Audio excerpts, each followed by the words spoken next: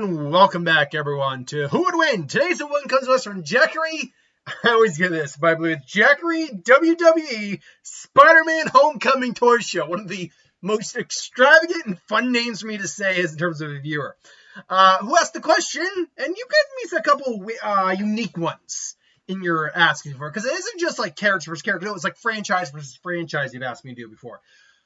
Sword Art Online versus Spy Kids 3 Game Over, or Spy Kids 3D. Now, fun fact about that. I remember as a kid going to see Spy Kids 3D in the theater. Granted, I remember that because the choices were Spy Kids 3D or Pirates of the Caribbean.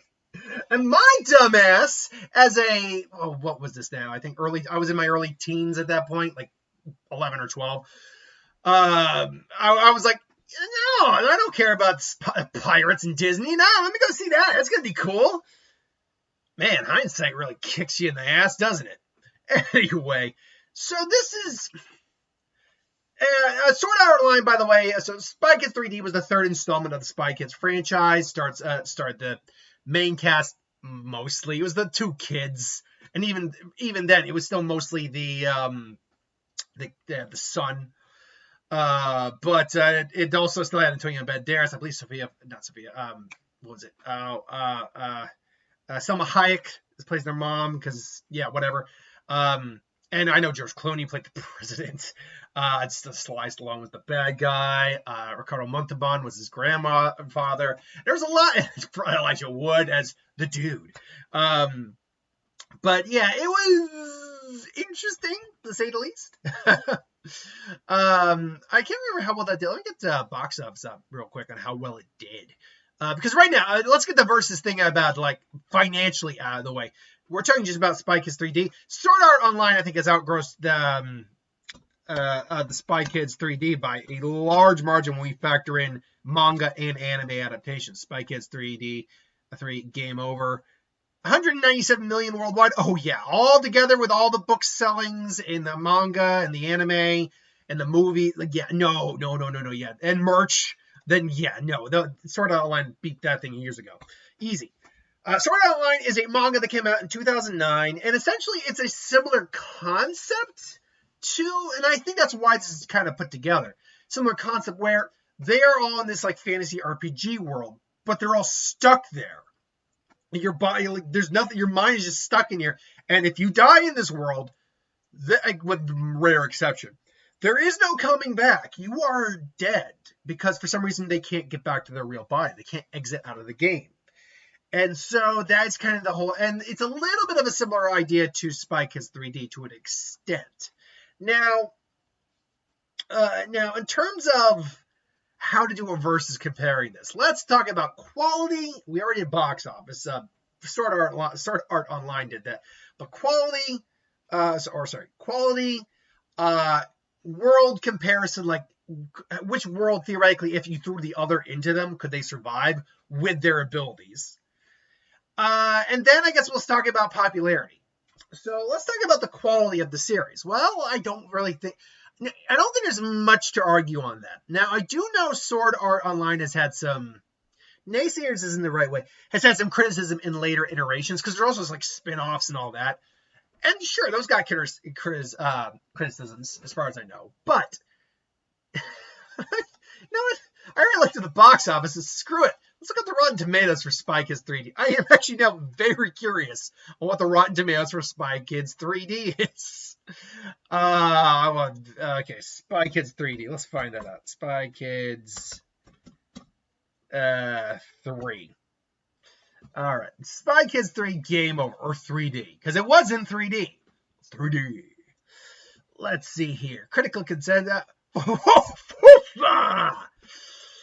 Anyone want to take a guess? I'll give you a few moments here. What did you guess? Under or below 50% critic score, and under below 50% audience score? If you said under for both, you'd be dead right. But how far under? Well, this is one of those cases where the critics liked it more than the audience did, and by a very, holy crap, 45% of the audience, the critics actually liked it out of about 193 reviews. Now, granted, this is before the verified Rotten Tomatoes score, so take this for the big grain of salt. The critic score is still solid as it is. 25% of the audience liked it. And I have a feeling that it might have been downward a lot, but I have a feeling no, because that's not a good movie. Now, if we're talking about the Spy Kids franchise as a whole, we might be able to make some better case for it. But we're not talking about Spy Kids as a franchise. We're talking about Spy Kids 3D Game Over. And if we're talking about quality versus quality, well, I'm sorry, even though maybe the Sword Art Online crew got a little bit, had more criticism as the series progressed, no, it still had criticism, but still people generally liked it, and a wider majority of people liked it than Spy Kids 3D. So in the quality department, yeah, it won. In terms of popularity, yeah, let's say popularity for last. I think that one's going to be the very interesting one. In terms of which universe is which, or if you were to take the characters with their abilities hypothetically and put them into each other's gaming universe, who would win? Well, that's actually a no-brainer. That's going to be Sword Art Online, because there's a far wide array of actual fighting techniques, abilities, magic, whatnot you have in Sword Art Online, whereas in the Spy Kids game, you really just have armor, hit points, you can gain some experience or maybe some equipment here or there. But beyond that, you take a hit, you immediately lose a life. We saw the dude, as he was called, Frodo, had like 99 or 999 life, and it just got wiped out in an instant.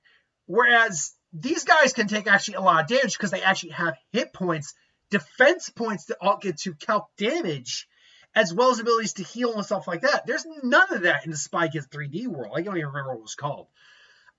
So in that ground, Sword Art Online wins. So in the majority fight, is there any point in me continuing the verses? It's going to be Sword Art Online. But for the sake of argument, let's actually talk about Spy Kids for a second, because let me actually look up all the Spy Kids movies real quick, because for a while I think there was like 4 of them? Spy Kids. There's like 4 of them, I think. I want to say. So there's there's one that came out this year. Holy crap, Spy Kids Armageddon. I was unaware of this. Probably because no one really cared to mention it. It only has a 54% on Rotten Tomatoes and a 46% by the audience. And even that's not a verified audience, because it was on Netflix. There you go. So it's got a better review than the other one does. But we had the original Spy. Yeah, we had the original Spy Kids. We had a whole 93% on Rotten Tomatoes. That's actually pretty good. Like, that's damn good. Not even pretty good. That's damn good. And I just realized I'm looking up the wrong thing here. But you had the original Spy Kids at 93%. Which weirdly enough, hold on, did I just see that right? The original Spy Kids at a 93%. I am getting the box office up here so I can look up all the box office. That I can't. Spy Kids. Kids. Okay, so the original Spy Kids in 2021 made only $147 million, but against a $35 million budget. Should note, by the way, and then this might be back when anyone could vote on. This was clear back when anyone could vote on Rotten Tomatoes. Only 47% of the audience liked it, but the majority of critics liked it. Then you had Spy Kids 2, The Island of Lost Dreams, came out immediately the year after. Didn't have quite as good a review, and it was ranked even worse, but man, it was getting. I have a feeling this is where the downvoting that people did, like for The Last Jedi, came into play before verified audience scores was a thing. But it made $119 million against a $38 million budget. A little bit more expensive. Didn't make anywhere near as much, but still made enough money. And then Spy Kids, we have all the time in the world. 2011. Did not do. I mean, granted, it was only made on $27 million.